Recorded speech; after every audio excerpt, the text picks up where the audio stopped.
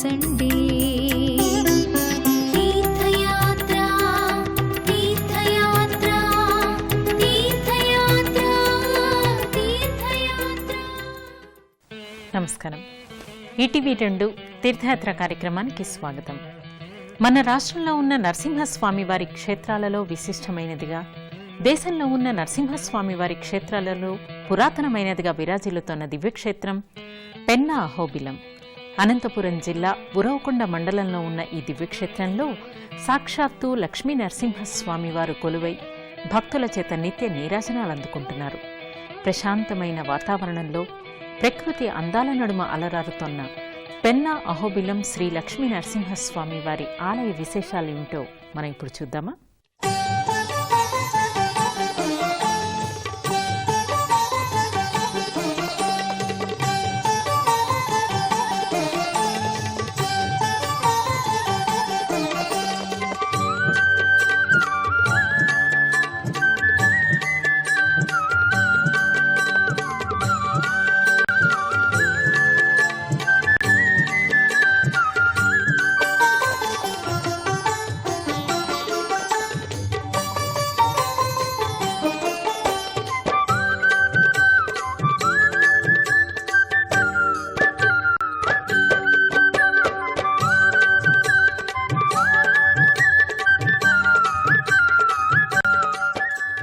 శ్రీమత్పయోనిధి నికేతన చక్రపాణే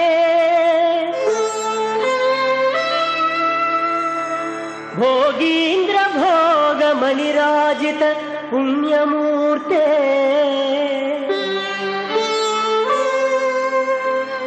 యోగీశ శాశ్వత శరణ్య భవాబ్ధిపోతా లక్ష్మీ నృసింహ మమ దేహి కరావలంబం అంటూ శ్రీ లక్ష్మీ నరసింహస్వామి వారి నామస్మరణతో పునీతమవుతున్న పుణ్యధామం పెన్నా అహోబిలం.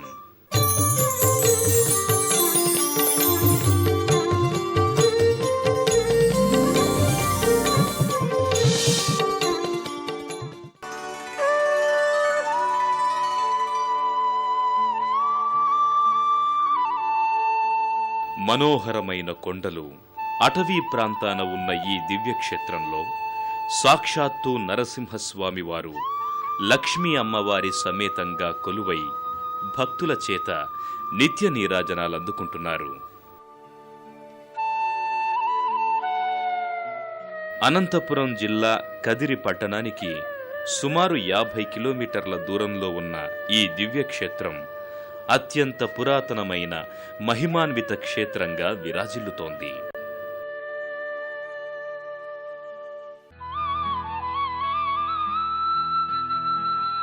పెన్నా అహోబిలం దివ్యక్షేత్రం చేరుకోవడానికి అనంతపురం లేదా కదిరి పట్టణాలకు చేరుకొని అక్కడ నుంచి నేరుగా బస్సు మీద ఈ దివ్యక్షేత్రానికి చేరుకోవచ్చు. అలాగే అనంతపురం వరకు రైల్లో ప్రయాణించి అక్కడి నుంచి కూడా బస్సులో ఈ దివ్యక్షేత్రానికి చేరుకోవచ్చు.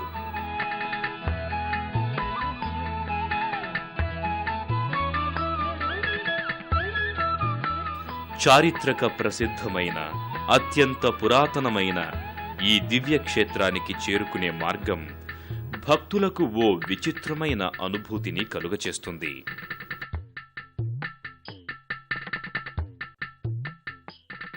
ప్రకృతి అందాలను ఆవిష్కరించే విశాలమైన వృక్షాలు, కొండలు ఈ మార్గం వెంట వెళ్లే భక్తుల హృదయాలను మైమరపిస్తాయి.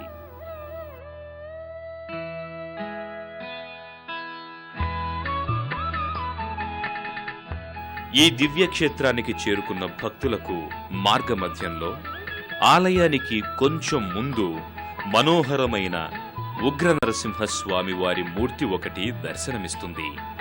స్తంభాన్ని చీల్చుకొని వస్తున్నట్టుగా ఉన్న ఈ మూర్తి అత్యంత నయనానందకరంగా దర్శనమిచ్చి భక్తులలో భక్తిభావాన్ని పెంచుతుంది. ఈ మూర్తికి ఒక పక్క హిరణ్యకశిపుడు, మరో పక్క ప్రహ్లాదుని మూర్తులు కూడా మనోహరంగా దర్శనమిస్తాయి. లక్ష్మీ నరసింహస్వామి వారి అతి పురాతనమైన క్షేత్రాలలో పెన్నా అహోబిలం కూడా ఒకటిగా విరాజిల్లుతోంది. ఇక్కడ ఈ క్షేత్రంలో ఉన్న లక్ష్మీ నరసింహస్వామి వారి ఆలయాన్ని 14వ శతాబ్దంలో సదాశివరాయలు నిర్మించినట్లు చారిత్రక ఆధారాల ద్వారా తెలుస్తోంది. ఈ క్షేత్రానికి వచ్చిన భక్తులు ముందుగా ఆలయ సమీపంలో ఉన్న కోనేటిని సందర్శించుకుంటారు.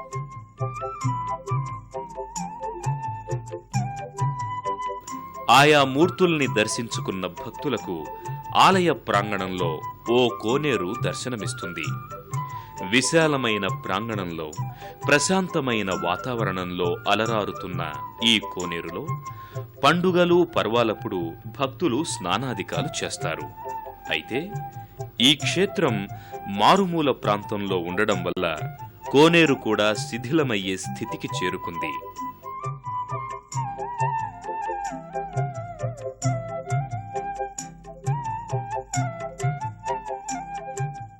పెన్నా అహోబిలానికి వచ్చిన భక్తులు మాత్రం ముందుగా కోనేరులోని జలాన్ని తమ వంటి మీద చల్లుకొని ప్రధానాలయం వెలుపల భాగానికి చేరుకుంటారు.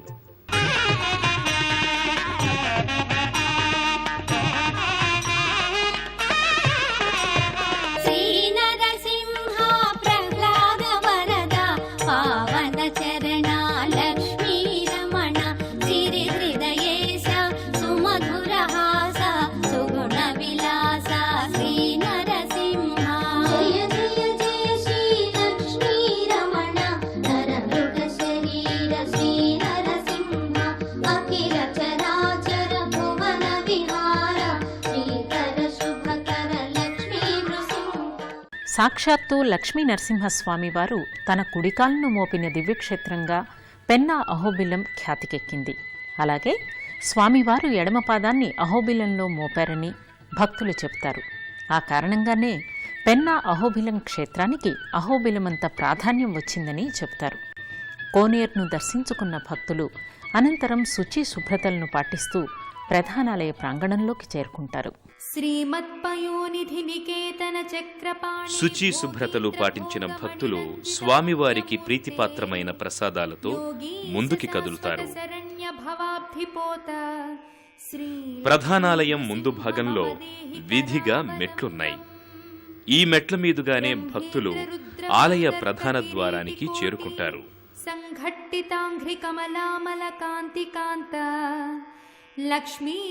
భక్తులకు ముందుగా మనోహరమైన ఆలయ గోపురం దర్శనమిస్తుంది.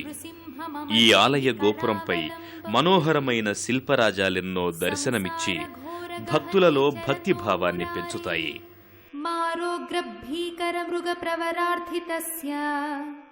అత్యంత పురాతనమైన ఈ దివ్యాలయాన్ని 14వ శతాబ్దంలో సదాశివరాయలు కట్టించాడని చారిత్రక ఆధారాల ద్వారా తెలుస్తోంది.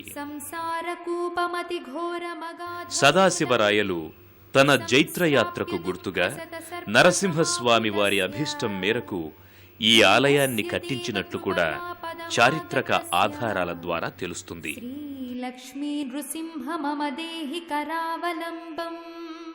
గాలిగోపురాన్ని దర్శించుకున్న భక్తులు ఓం శ్రీ లక్ష్మీ నరసింహస్వామియే నమః అంటూ ప్రధానాలయ ప్రాంగణంలోకి చేరుకుంటారు.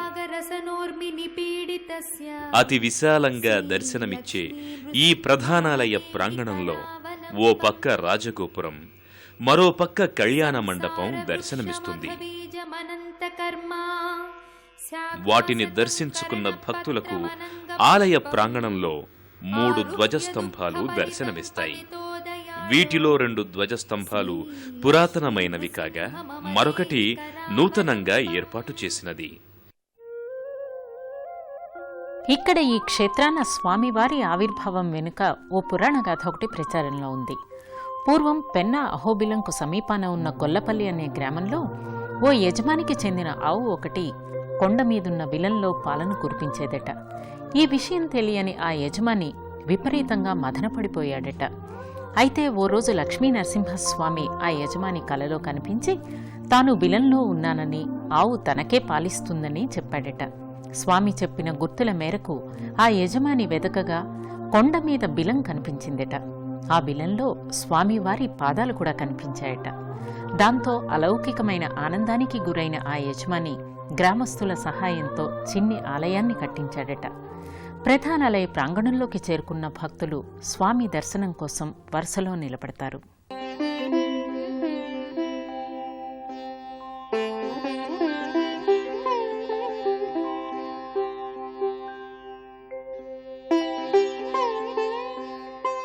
ఈ ధ్వజస్తంభాల దర్శన భాగ్యం చేతనే సమస్త కోర్కెలు సిద్ధిస్తాయని భక్తులు విశ్వసిస్తారు. ఆ కారణంగానే భక్తులు ధ్వజస్తంభాన్ని భక్తి శ్రద్ధలతో పూజించి స్వామి దర్శనం కోసం అంతరాలయంలోకి ప్రవేశిస్తారు.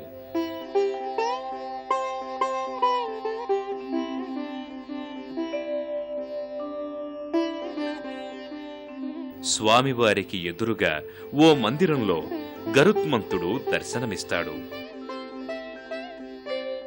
గర్భాలయానికి ముందున్న అంతరాలయం అలనాటి కట్టడాలకు నిదర్శనంగా నిలుస్తుంది. అలాగే ఇక్కడ స్వామివారి గుడి నిర్మాణం వెనుక కూడా ఓ పురాణ గాథ ఒకటి ప్రచారంలో ఉంది. సదాశివరాయలు తన జైత్రయాత్రలో భాగంగా ఇక్కడ స్వామిని కొలిచి విజయుడయ్యాడట. దాంతో స్వామి పట్ల నమ్మకాన్ని పెంచుకున్న సదాశివరాయలు స్వామి అభీష్టం మేరకు ఇక్కడ ఈ ఆలయాన్ని నిర్మించారని పురాణాల ద్వారా తెలుస్తోంది. గర్భాలయంలోకి ప్రవేశించిన భక్తులు లక్ష్మీ నరసింహస్వామి వారి దివ్య మంగళ రూపాన్ని దర్శించుకుని అలౌకికమైన ఆనందానికి గురవుతారు.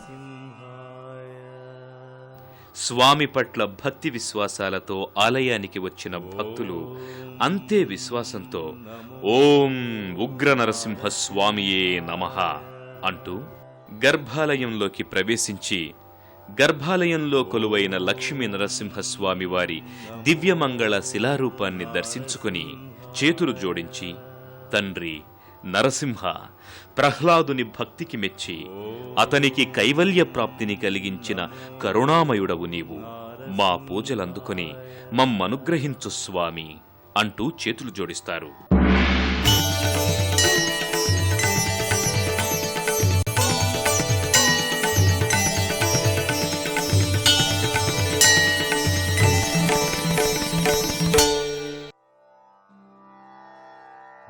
గర్భాలయంలో స్వామివారి పక్కగా లక్ష్మీ అమ్మవారు దర్శనమిస్తారు. స్వామివారి మూర్తికి కొంచెం ముందు భాగంలో ఓ బిలం దర్శనమిస్తుంది. శ్రీ లక్ష్మీ నరసింహస్వామి టెంపుల్ పెన్నోబలం. ఇక్కడ స్వామివారి ఉద్భవించిండేది. ఇక్కడ పాదం ఉద్భవించిండేది. ఇది సదాశివరాయల కాలంలో ఆలయం. ఇది ఇక్కడ కుడి పాదము, ఆర్లగడ్డ దగ్గర అబోలంలో ఎడం పాదము. ఇక్కడ మేము ఎంత కాయ కొట్టినా, ఎంత అభిషేకం చేసినా బిల్లం ఉంది సార్. బిల్లం అంటే రంధ్రం, ఆ రంధ్రం ద్వారా పెన్నా నదిలో పోతుంది. అందుకోసమే ఈ చేతానికి పెన్నోబలం ఉంది సార్. లక్ష్మీ రమణ కరుణాభరణ నరమృగ శరీర నరసింహ,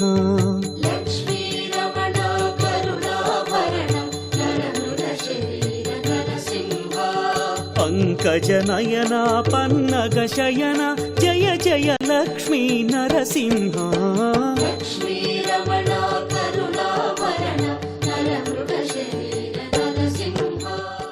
బిలంలో స్వామివారి పాదాలకు నైరుతి దిశలో లక్ష్మీ అమ్మవారి విగ్రహం కూడా కనిపించిందని చెబుతారు. అలాగే సదాశివరాయలు తన జైత్రయాత్రలో భాగంగా ఇక్కడి ఈ ఆలయంలో ఏకశిలనొక దానిని కూడా స్థాపించినట్లు చారిత్రక ఆధారాల ద్వారా తెలుస్తోంది. గర్భాలయంలో లక్ష్మీ నరసింహస్వామిని దర్శించుకున్న భక్తులు అనంతరం ఆలయ ప్రాంగణంలో ఉన్న ఇతర దేవీ దేవతలను సందర్శిస్తారు.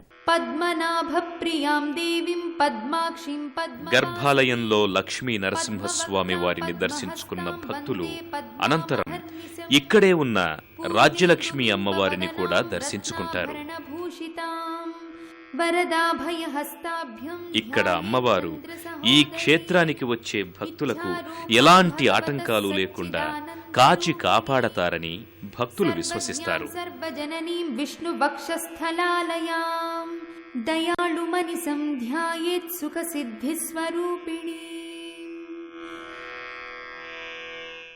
భక్తులు అనంతరం ఇక్కడకు సమీపంలోని ప్రపంచ ప్రసిద్ధిగాంచిన తిమ్మమ్మ మర్రిమాను క్షేత్రానికి చేరుకుంటారు. ప్రపంచంలోని అతిపెద్ద మర్రిమానుగా ప్రసిద్ధికెక్కిన ఈ వృక్షరాజం 567 సంవత్సరాల క్రితం నాటిదని చారిత్రక ఆధారాల ద్వారా తెలుస్తోంది. అమ్మవారిని దర్శించుకున్న భక్తులు అనంతరం ఇక్కడకు సమీపంలోని ప్రపంచ ప్రసిద్ధిగాంచిన తిమ్మమ్మ మర్రిమాను క్షేత్రానికి బయలుదేరుతారు.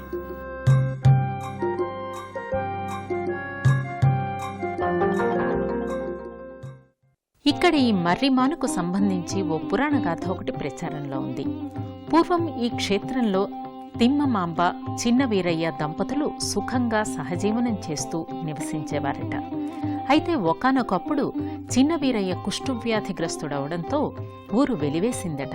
దాంతో పతివ్రత అయిన తిమ్మమాంబ ఈ క్షేత్రంలో పతికి సేవలు చేసిందట. కొంతకాలానికి వ్యాధి పెరిగిపోవడంతో వీరయ్య మరణించాడట. పతివ్రతా ధర్మాన్ని ఎరిగిన తిమ్మమాంబ కూడా తన భర్తతో పాటు ఇక్కడ ఆత్మహత్య చేసుకుందట. తిమ్మమ్మ మరణించిన స్థలంలోనే ఆనాడు కొంతమంది గ్రామస్తులు 4 మొక్కలను నాటగా వాటిలో ఒకటి పెరిగి పెద్దదై సుమారు 1680 శాఖలుగా పెరిగి ప్రపంచంలోనే అతిపెద్ద వృక్షరాజంగా పేర్గాంచింది. దానిని తిమ్మమ్మ అమ్మవారి త్యాగ నిరతికి గుర్తుగా భక్తులు భావిస్తారు. తిమ్మమ్మ మర్రిమాను క్షేత్రానికి చేరుకున్న భక్తులు అనంతరం ఇక్కడున్న తిమ్మమాంబ ఆలయాన్ని, తిమ్మమ్మ మర్రిమానును భక్తితో దర్శించుకుంటారు.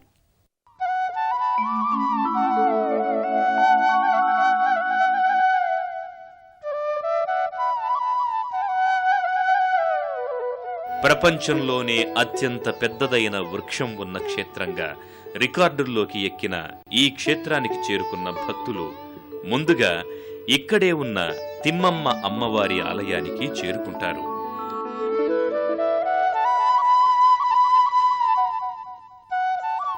ఆధునికంగా నిర్మించిన ఈ ఆలయానికి సమీపంలో అతి పురాతనమైన ఆలయం భక్తులకు దర్శనమిస్తుంది. ఈ ఆలయానికి ముందు భాగంలో శిలారూపంలో ఉన్న విఘ్న వినాయకుడు దర్శనమిస్తాడు.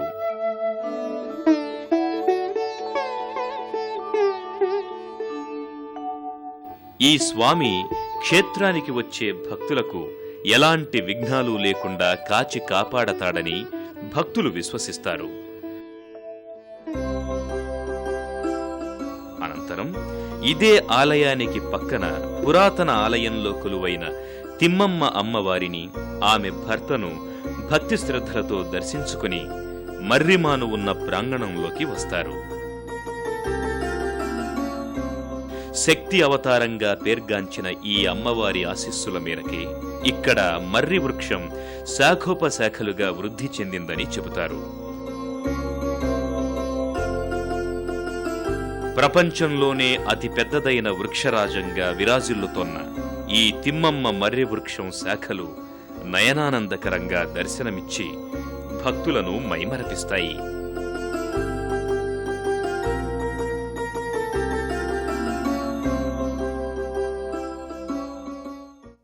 భక్తులు అనంతరం ఇక్కడకు సమీపంలోని కటారుపల్లి గ్రామానికి చేరుకుంటారు.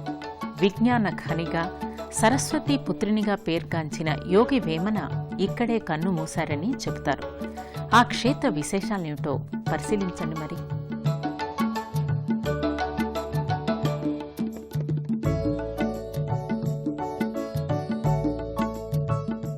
దానిని దర్శించుకున్న భక్తులు అనంతరం ఇక్కడకు సమీపంలోని కటారుపల్లి క్షేత్రానికి చేరుకుంటారు. అతి మారుమూల పల్లె అయిన ఈ గ్రామంలోనే జగత్ఖ్యాతిగాంచిన యోగి వేమన వారి సమాధి దర్శనమిస్తుంది.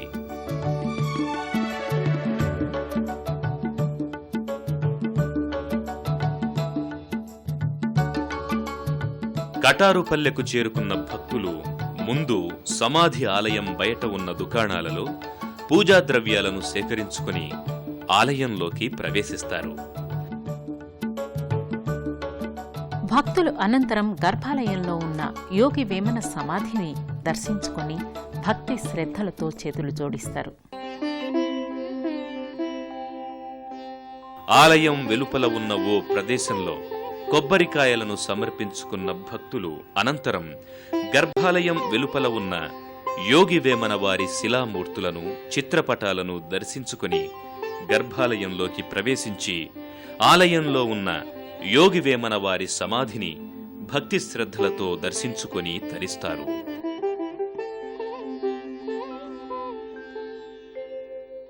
కటారుపల్లెలో ఉన్న యోగివేమన సమాధి ఉన్న ఆలయం ఓ తీర్థయాత్రా స్థలంగా విఖ్యాతికెక్కింది.